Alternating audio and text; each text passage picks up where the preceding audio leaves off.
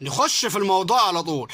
في واحدة كده هتلاقيها في يوم الخطوبة، انت رايح تجيب الذهب، هتلاقي واحدة كده، معلش انا اسف في اللفظ، واحدة كده حربوقة كده ونغاجة.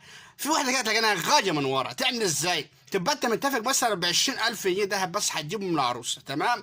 هوب تيجي البت دي تعمل ازاي من ورا؟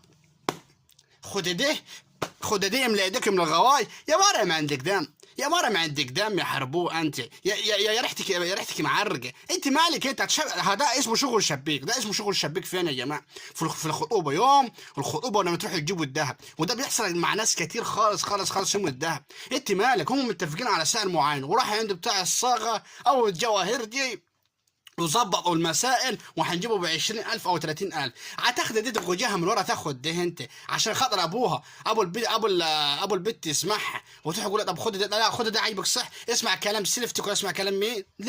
ليه تسخن الامور؟ ليه؟ خليكي مربايه وخليكي في حالك. المره دي او الست دي هتلاقيها في كل عيله. خلوا بالكم يا جماعه، الست هتلاقيها في كل عيله. وارجعوا وعايزكم تسيبوا لي كومنتات في الفيديو، في واحده هتلاقيها في كل خطوبه زي كده ولا كل حاجه دهب، خد دي يملى ايديك. طب ما انت عبيطه متخلفه، طب انا ممكن اجيبه لها عادي واتسلف واروح ادفع اللي بتاع الجوهرجي بقيت حساب، بس يوم الفرح او تاني يوم الخطوبه هبيعه. يبقى انت متخلفه، بقى عبيطه. بلاش شغل الشبيه يا جماعه. في ناس بتولع الخطوبات وبتشبك الدنيا، والناس دي وحشه صح. طب انت مالك؟ انت اتجوزتي وجاب لك زمان جوزك، انت مالك؟ احنا متفقين وانا راضي انا وخطيبي، انت مالك؟ انت لا تخش في الدخله انت وتخش تقول خد دي وتغوجيني من ورا عشان اتسخر ابويا عليه وامي عليه. خلي عندك دم، حرام عليك. هذا عامل زي الشيطان، استغفر الله العظيم، عامل زي الشيطان. دي ولا قاعده على حيلها ولا ساكته ونغاجه وعتشبك.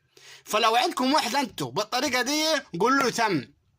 لو عندكم واحده بالطريقه دي وبتعمل كده قول لي تم في الفيديو عشان خاطر اعرف، وشايروا الفيديو خاطر عشان الحربوقه دي تبطل وتهدى على حالها وترس. عيب يا جماعه، انت قلت ادب ليه؟ خليكي في حالك يا مره يا ناقصه. شايروا الفيديو يا عم انت.